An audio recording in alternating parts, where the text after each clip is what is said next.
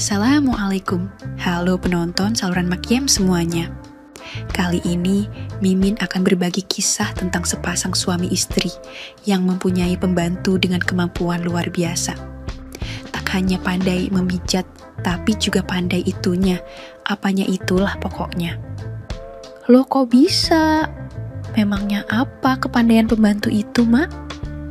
Tanpa berlama-lama, mari simak saja video ceritanya sampai selesai. Setelah ditanya ini dan itu, akhirnya istriku menerima Yuli sebagai pembantu rumah tangga kami.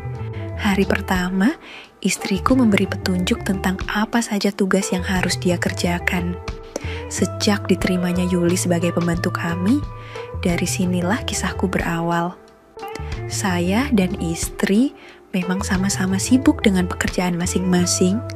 Oleh karena itu, kami tak banyak berada di rumah, kecuali saat libur dan hari besar saja. Sebulan lebih, Yuli sudah kerja di rumahku. Entah mengapa, aku mulai sayang padanya. Seperti peristiwa yang akan aku ceritakan kali ini, simak terus ceritanya ya, lumayan seru nih. Yuk kita lanjut. Waktu itu, kebetulan aku sedang kurang enak badan. Jadi, aku izin untuk tak masuk kerja dan beristirahat di rumah saja. Mungkin aku cuma terserang flu atau masuk angin biasa. Jadi, aku tak perlu periksa ke dokter. Hari itu, aku habiskan hanya untuk istirahat dan tiduran saja sambil membaca. Tiba saatnya Yuli masuk ke kamarku, seperti biasa untuk membersihkan kamarku. Rupanya, dia tak tahu kalau hari itu aku sedang ada di rumah. Kebetulan pintu kamar gak dikunci, jadi dia langsung saja membuka pintu dan masuk. Tapi dia kaget saat mendapati aku ada di kamar. Oh maaf Pak, saya kira Bapak sudah pergi kerja. Sambil menunduk Yuli kembali menuju pintu, bermaksud hendak kembali keluar. Tidak apa, silakan bersihin aja, saya gak terganggu kok, ujarku santuy. Lalu dia pun kembali masuk sambil membawa peralatannya. Mungkin dia melihat kondisiku memang saat itu agak lemah dan kurang semangat. Dia beranikan diri untuk bertanya. Maaf Pak, sepertinya Bapak sakit ya? Ucapnya. Oh tidak kok, cuma badan agak pegal aja dikit. Kayaknya masuk angin nih, jawabku. Setelah bertanya, Yuli lanjut membersihkan kamarku. Entah mengapa ketika dia menunduk sambil ngepel lantai, saat itu secara tak sengaja aku melihat sesuatu yang sangat menakjubkan mengintip dari leher kaosnya yang longgar. Apa ini? Rezeki? Atau apalah? Aku juga gak ngerti. Yang jelas, sesuatu yang sempat bikin semangat energiciku mengalir deras. Fenomena itu semakin jelas ketika Yuli mengepel lantai dekat tempat tidurku. Aku pura-pura cuek dan berupaya menghilangkan pikiran kotor yang tiba-tiba hadir di benakku. Pak, kalau Bapak masuk angin, saya bisa kok bantu kerokin, Pak. Ucapnya dengan nada polos. Ah, yang bener. Emang kamu mau bantu saya? Tanyaku antusias. Iya, Pak. Sebagai pembantu, saya jadi gak enak kalau lihat Bapak kurang semangat seperti itu. Jawab Yuli. Aku akui, Yuli memang rajin bekerja. Gak salah kalau istriku senang punya pembantu seperti dia. Karena dia tak perlu diperintah lagi. Ia sudah tahu apa yang harus dikerjakan. Kalau kulihat dari cara dia bertanya, kurasa dia memang tulus ingin membantuku. Tapi Bapak gak biasa dikerokin. Kalau seperti ini sih, Bapak biasanya dipijat, kataku.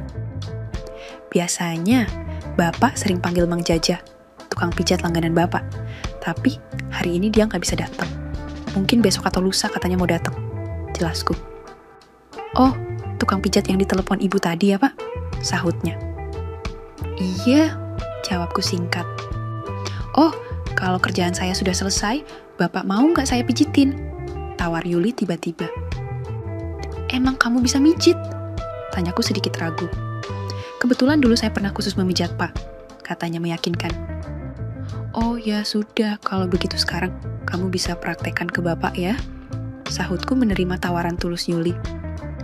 Boleh Pak, tapi nanti ya Pak, saya selesaikan pekerjaan saya dulu, ujarnya. ketika dia telah menyelesaikan pekerjaannya lalu berjalan keluar kamar. Sekarang tinggal aku, dan pikiranku yang diselimuti rasa bimbang antara iya dan tidak. Ada sedikit keraguan di hatiku, bagaimana kalau istriku tahu aku dipijit oleh Yuli? Gak apalah, kan nanti bisa ngomong sama Yuli untuk merahasiakan ini ke istriku. Aku memang hobinya dipijit, apalagi kalau dipijit oleh wanita muda seperti Yuli. Aku jadi penasaran bagaimana khasiatnya. Akhirnya, aku terima tawaran Yuli, dan akhirnya Yuli masuk kembali ke dalam kamarku untuk menepati janjinya. "Mau dipijat sekarang, Pak?" ujarnya. Saat kulirik jam di dinding kamarku, sekarang baru menunjukkan jam 12 siang. "Apa kerjaan kamu udah beres?" tanyaku. "Belum sih, Pak. Rencananya sih mau setrika pakaian, tapi jemurannya belum kering," jawabnya. Sebetulnya, dalam hati aku, sudah gak sabar ingin merasakan pijatan dari Yuli. Tapi, sekarang masih ada anakku yang sebentar lagi masuk sekolah siang. Bagaimana nantinya kalau dia tahu bapaknya dipijat kreatif oleh pembantu wanita masih muda lagi? Bisa repot nantinya. Gini aja, sekitar jam 2-an aja gimana?" tanyaku. Jadi, aku masih punya cukup waktu karena istriku pulang sekitar jam 5 sore. Sekitar pukul 2 lewat, Yuli mengetuk pintu kamarku. Aku langsung menyuruhnya masuk. Dia pun langsung masuk dan mendekatiku. "Apa Bapak ada handbody?" tanya Yuli. "Coba kamu cari di situ, di lemari Ibu," ucapku. Sementara itu, aku sudah pasang badan dan siap untuk menerima pijatan Yuli. "Kaosnya dilepas aja, Pak, biar nggak kotor," ujarnya. "Tapi nggak apalah, lagian aku sudah ngebet banget mau merasakan pijatan si Yuli." Kebetulan sekarang nggak ada orang, pikirku. Setelah itu, dengan sigapnya Yuli mulai memijitku, aku suruh dia mulai memijat dari punggungku yang tadi pegal. Sepertinya Yuli memang pandai memijat. Pijatannya begitu enak kurasakan. Sepertinya dia sudah pengalaman dalam hal memijat karena dia tahu persis susunan otot-otot di punggung. "Kamu pernah kursus pijat di mana?" tanyaku. Di panti pijat, Pak. Kebetulan dulu saya pernah kerja di situ," jawabnya rada gugup. "Kok kamu nggak bilang kalau kamu pernah bekerja di panti pijat?" tanyaku mulai penasaran. "Saya takut, Pak. Nanti Ibu nggak terima saya bekerja di sini, Pak," jawabnya. "Di panti pijat mana dan sudah berapa lama?" tanyaku lagi karena semakin penasaran. "Di panti pijat dekat rumahku, Pak. Nggak lama kok, Pak, cuma sebulan. Tapi jangan bilang ke Ibu ya, Pak. Nanti Ibu marah," jawabnya sambil memintaku untuk merahasiakan pekerjaan masa lalunya. "Iya deh, tapi syaratnya sekarang kamu harus ceritakan semua pengalaman kamu waktu kerja di panti pijat ya," pintaku yang memang orangnya kepoan sama hal-hal kreatif seperti itu. "Baiklah, Pak," sahutnya. Dia pun lanjut memijatku, lalu bercerita tentang pengalaman-pengalamannya. Sampai dia bercerita kalau menjadi pembantu lebih enak daripada kerja di panti pijat. Kalau kerja di panti pijat, dia bilang banyak sekali suka dukanya. Pertama, saat di training, dia harus memijat para seniornya.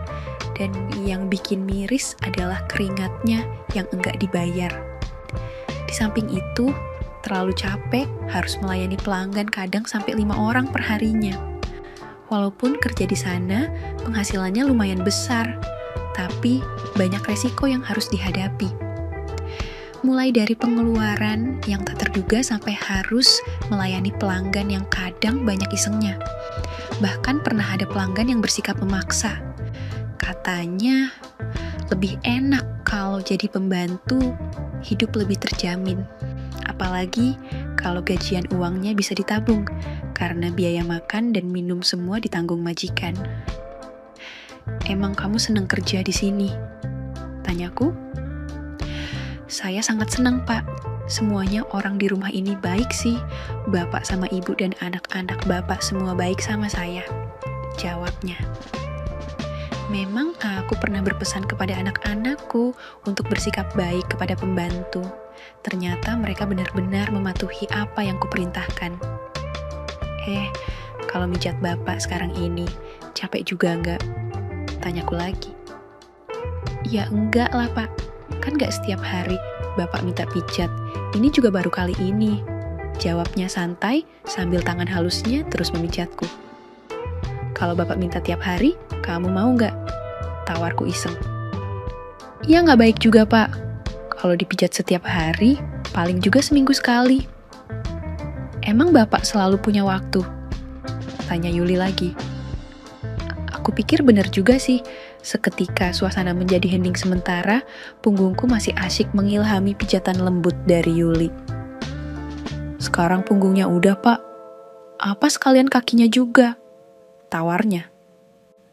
Ya boleh deh kalau kamu masih sanggup. Tapi di kaki saja ya, jangan ke atas. Jawabku. Pikirku dalam hati sahabat kreatifku. Kan lagi gak disarungin nanti kesenggol bisa berabe. Hihihihi. Yuli mulai memindah sarungku, lalu mulai memijat mulai dari telapak kakiku. Terus apa aja yang diajarin waktu training? Tanyaku di sela-sela aktivitas kreatif itu. Saya diajari untuk mengenal tentang otot-otot tubuh, cara memijat yang benar, Pak. Jawabnya tanpa beban. Tapi, tiba-tiba Yuli membelah sarungku ke atas dan mulai memijat lagi saat itu aku masih dalam posisi telungkup. Nah, ini nih, ketika dia mengurut mulai deh, muncul itunya apanya itu, yang agak gimana-gimana gitu. Sepertinya Yuli tahu kalau aku mulai agak risih, tapi pijatannya malah bikin aku tambah rileks, meski pikiranku mulai awang-awangan. Maklum cuma sarung itu saja sekarang yang masih menemaniku. Meskipun aku masih pakai sarung, tapi kalau dibelah begini, paling tidak sudah nampak sahabat yang sering kugunakan untuk berkreasi itu. Tapi sepertinya Yuli masih biasa saja, masih terus memijatku dengan asiknya dan tak terlihat responnya kalau dia kaget. Bahkan dia malah asyik mengkreasikan onderdilku yang sudah terbuka, jadi tambah kacau nih isi otakku. Cuma itu saja ya pelajarannya, tanyaku untuk mengalihkan suasana. Sebetulnya ada lagi pak, tapi aku malu ngomongnya. Ucapnya malu-malu anjing. Kok malu sih? Tinggal bilang aja, sahutku. Gak enak lah pak, gimana yang ngomongnya?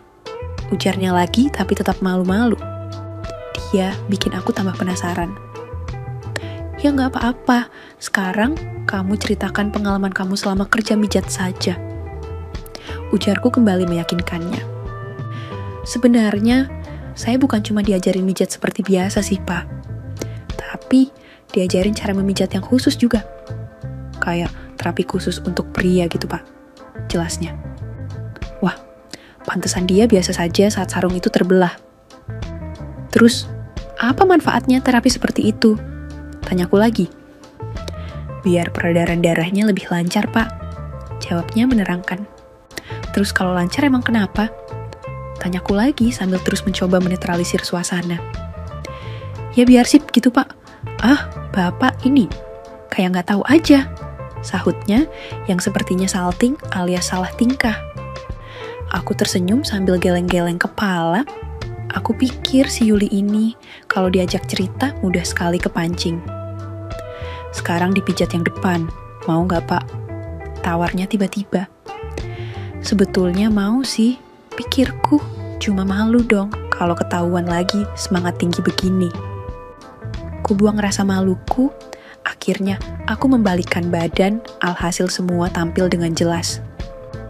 Sempat kulihat, Yuli sekilas curi-curi pandang sambil terus memijat kakiku. Ekspresinya biasa saja, kayaknya dia emang sudah biasa dengan suasana begini. Akhirnya, Yuli mulai melanjutkan aktivitas kreatifnya, kedua tangannya sepertinya memang terampil untuk urusan berkreasi. Ketika sedang bekerja itu, yang membuatnya harus membungkuk, sehingga terlihat dengan jelas apa yang kulihat sewaktu dia mengepel tadi. Aku coba memejamkan mataku dan berusaha keras untuk terus mengendalikan diriku. Selain bercerita tentang dirinya, dia terus memijatku dengan asyiknya. Entah sudah berapa kali senggolan tercipta terhadap propertiku, tapi aku tetap bertahan untuk tak lepas kendali. Tapi semakin lama mendengar ceritanya, jujur saja itu membuat aku semakin merasa mengawang-awang. Lalu dengan tenangnya Yuli membetulkan kembali sarungku. "Sekarang pijat yang atas ya Pak, biar tambah segar nantinya," tawarnya lagi dengan tenang. "Oh iya, bolehlah," sahutku santai karena aku pikir suasananya kembali kondusif. Saat dia memijat bahuku, tak sengaja tercipta senggolan terhadap aksesorisnya. Tapi, kulihat dia tak bereaksi apa-apa. Meskipun tanganku kadang sedikit tidak tahu arah, tak sedikit pun ada protes darinya. Tapi dengan sopan dia menghindarinya sambil terus melakukan tugasnya. Dia seolah tak sengaja menghindar agar aku tak tersinggung. Sungguh bijaksana sekali sikapnya. Aku pun sadar dan tahu diri bahwa dia tak suka diganggu, meskipun itu dari aku majikannya. Setelah agak lama, dia memijat sesuai dengan apa yang pernah dipelajarinya. "Akhirnya selesai, Pak," katanya begitu selesai mengurut perutku. "Oh, udah selesai ya?" tanyaku. "Kayaknya ada yang kurang deh," celetukku. "Kurang apa ya, Pak?" Sepertinya dia penasaran. "Apa nggak sekalian diterapi nih?" kataku dengan ragu-ragu. "Oh itu, kalau kulihat sih masih sih Pak, gak perlu terapi lagi," sambil senyum dia menjawabku. "Lah, emang dari mana kamu tahu?" tanyaku. "Itu udah kelihatan kalau masih oke loh Pak," katanya. Aku kagum melihat caranya memperlakukan aku, sepertinya dia sangat bijak dalam mengendalikan suasana. Tapi tidak denganku. Saat itu aku merasakan sudah seperti gempa bumi saja gonjang-ganjing dibuatnya. Tapi aku masih berharap dia mau menuruti inginku. "Gak apa, kan biar tambah tokcer," ucapku sambil meyakinkan dia. Dia berpikir sejenak. "Sebenarnya saya mau aja sih Pak. Tapi kalau inget ibu, saya jadi gak enak sama ibu. Padahal ibu sudah baik banget sama saya, Pak," jawabnya dengan bijak. "Sebentar aja ya, boleh dong?" pintaku mencoba meyakinkannya bahwa itu untuk kesehatan. "Jangan, Pak. Simpan aja buat ibu nanti malam, Pak," katanya sambil senyum-senyum. "Bapak hebat loh, Pak. Ibu beruntung punya suami seperti Bapak." Pintar sekali dia mengakali pikiranku supaya aku tak lagi memaksanya. "Udah ya Pak, nanti lain kali kalau Bapak capek pegal-pegal lagi, nanti saya bantu pijat lagi," ujarnya mengakhiri kegiatan kreatif tersebut. "Oh iya makasih ya," kataku lagi waktu dia pamitan. "Sama-sama Pak," sahutnya kemudian berlalu pergi. Tak terasa dia memijatku sudah hampir 2 jam, berarti sebentar lagi istriku pulang. Aku segera mandi untuk menghilangkan aroma hand body lotion biar istriku gak curiga. Aku pasrahkan keadaanku saat ini, walau sebetulnya hati ini didera kecewa yang amat sangat. Akhirnya, istriku pulang. Alhasil, istriku yang menjadi sasaran gara-gara ulah si Yuli siang tadi. Tak sabar aku menunggu Senin depan biar ada alasan sudah seminggu. Ku berharap Yuli akan memijatku lagi. Tibalah hari Senin, selesai makan siang. Dari kantor, aku coba menelepon ke rumah. Kebetulan Yuli yang angkat teleponku. Katanya tidak ada orang di rumah selain dia. Wah, kesempatan ya, pikirku. "Apa kerjaan kamu udah beres?" tanyaku. "Iya udah Pak, tinggal setrika pakaian, tapi ntar sore nunggu jemuran kering." "Bisa gak pijat Bapak lagi? Pegal-pegal nih kan udah seminggu." "Bisa Pak, jam berapa Bapak pulang?" "Bapak pulang sekarang ya," sahutku penuh semangat. Kebetulan hari itu kerjaanku kurampungkan lebih cepat.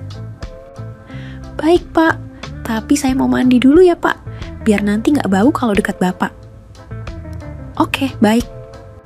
Langsung kututup teleponnya dan siap meluncur pulang. Sesampainya di rumah, agak lama aku menunggu di depan pintu. Baru Yuli membukanya. "Maaf Pak, Tadi masih di kamar mandi, kata Yuli terburu-buru. Oh, gak apa-apa, bisa kita mulai. Bisa Pak, saya ganti baju dulu ya Pak. Tadinya aku mau bilang, gak usah, untung tak jadi, bisa-bisa ketahuan nih niatku selain dipijat. Aku langsung masuk kamar dan bersiap. Suasananya nampaknya sangat mendukung, membuat aku jadi tidak sabar. Yuli masuk berseragam daster yang lumayan tipis, kemungkinan biar lebih leluasa untuk bergerak pikirku. Kamu sudah siap? Ya siap, Pak. Yuli mulai dengan memijat telapak kakiku. Sepertinya dia tahu urutan dalam hal pijat-memijat, sampai akhirnya dia selesai memijatku dari belakang. Depannya, Pak? Tanyanya. Dengan tenang aku berbalik, aku tak sadar bahwa seragamku agak kendor. Lagi-lagi, tampillah Vakakas favorit kesayanganku. Sekarang, mataku bisa dengan jelas melihat dia dengan pesonanya yang sesekali tersenyum manis. Cara memijatnya masih sama, seperti minggu kemarin, tak lebih tak kurang. Cuma bedanya sekarang, pandangannya banyak tertuju ke suatu tempat. Kenapa Yuli? Tanyaku. Gak apa-apa, Pak. Kelihatannya dia sedikit gugup. Terlihat dia tersenyum sendiri sambil membuang mukanya ke lain arah. Emang masih oke banget kayaknya, Pak, katanya malu-malu. Apanya? Tanyaku seolah gak paham. Kayaknya ada lampu hijau nih, pikirku. Tapi aku gak banyak berharap saat teringat Yuli memang setia sama istriku. Terlebih lagi, aku memang pernah berjanji untuk tidak terlalu dekat dengan pembantu apalagi wanita muda. Emang benar-benar mantap nih Pak, kelihatan maco. Mau icip-icip gak? Kataku rada iseng tapi menjurus. Langsung saja mukanya kelihatan memerah. Jangan dong Pak, itu kan milik ibu masa dikasih sama pembantu sih Pak. Asal gak ada yang tahu, kan gak apa-apa. Dia terdiam sesaat, sepertinya ada kebimbangan dalam hatinya. Suasana semakin hening, dan hembusan AC di dalam kamar sudah terganti dengan gejolak kehangatan yang tercipta saat itu. Dadaku semakin bergetar, hatiku mulai resah setiap kali dia berkreasi memijatku. Aduh, aku bisa nahan gak nih? Ya, haruskah aku langgar janjiku hanya untuk sesaat? Padahal minggu lalu sudah jelas-jelas kalau dia menghindariku dengan sopannya. Tapi tanpa ku sadari terus saja berbuat ulah meski telah berkali-kali dihindarinya. Namun lama-kelamaan sepertinya dia membiarkan isengku, tak bereaksi apa-apa, malah terus asik berkreasi memijatku walaupun keisenganku sudah kemana-mana. Tiba-tiba meraih tangan kiriku karena hendak memijatnya sambil menarik napas panjang. Entah apa arti tarikan napasnya itu, aku pun gak paham. Sepertinya aku sudah mulai melupakan janjiku, kreativitasku sekarang malah makin menjadi. Alhasil, sepertinya dia sudah tidak bisa untuk tidak mengkreasikannya dan... Bapak kok kreatif sih Pak? Kan aku jadi gak bisa nahan Pak. Katanya mulai dengan nada sendu dan tiba-tiba dia melunglai.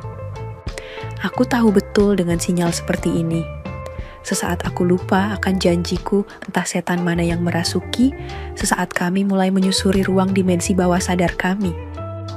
Sekarang, kami tak lagi memandang status. Suasana saat itu membuat kami lupa bahwa kami adalah majikan dan pembantu. Sebagai majikan aku sadar ini keliru. Tapi, suasana saat itu, rasa semangatku lebih besar daripada kehormatanku. Sekarang, yang kami tahu hanyalah bagaimana bisa saling memberi dan menerima, sesuai kodrat kami masing-masing. Sesekali ada penolakan kecil darinya, tapi itu tak begitu berarti sampai akhirnya kami menyelesaikan apa yang telah kami mulai. Bapak akan bilang ke ibu kan Pak? Ya gak mungkin lah, kamu tenang saja. Lalu kami saling diam, hening dan tenang, tapi tak lama kemudian dia menangis. Kenapa kamu menangis? Tanyaku. Saya sudah berdosa sama ibu Pak, katanya. Bapak sih yang mulai jadinya saya nggak bisa nahan, ujarnya lembut. Ya gimana lagi, sama kayak kamu, saya juga nggak bisa nahan, ujarku. Saya takut, Pak. Apa kamu takut sama ibu? Bukan itu, Pak. Terus apa dong? Nanti kalau saya keterusan gimana dong, Pak? Oh itu. Aku langsung tertawa mendengar kepolosannya. Kalau itu jangan khawatir. Kalau kamu mau tinggal, bilang aja sama bapak. Kalau sering-sering kan, lama-lama nanti bisa ketahuan, Pak. Ya harus hati-hati dong, kataku. Lalu dia tersenyum, sepertinya agak lega mendengar ucapanku. Beberapa menit berikutnya kami diam membisu, seperti sibuk merasakan sisa-sisa cinta yang luar biasa itu. Setelah peristiwa itu, kami semakin dekat. Dia sering bersikap manja saat di dekatku, dia juga sering menelponku apabila di rumah sedang aman. Tamat. Seperti itulah pengalamanku mempunyai pembantu serba bisa, punya skill di atas rata-rata yang jarang sekali pembantu lain miliki. Sungguh, kehadiran pembantu seperti itu sangatlah mempermudah segalanya. Sekian dulu ceritaku hari ini, semoga ada pelajaran yang dapat dipetik. Terima kasih. Sekali lagi, tidak pernah lupa, Mimin ingin mengingatkan bahwa tidak ada maksud untuk merusak moral. Tapi di sini, kami selaku admin channel Makyam hanya berbagi pengalaman dari viewer saja yang tentu saja tidak untuk ditiru. Terima kasih sudah mau mendengarkan kisah nyata ini. Ambil baiknya dan buang buruknya dari cerita kisah ini. Semoga hal seperti ini tidak terjadi kepada kita semua, bosku, dan semoga kita semua dilindungi dari mara bahaya. Amin ya rabbal alamin. Terima kasih dan sampai jumpa di cerita selanjutnya. Jangan lupa like, komen, share, dan subscribe. Oh iya, kira-kira kalian semua bosku yang terhormat kepengen kisah-kisah yang seperti apa lagi nih? Tolong berikan komentar-komentar kalian di video ini ya.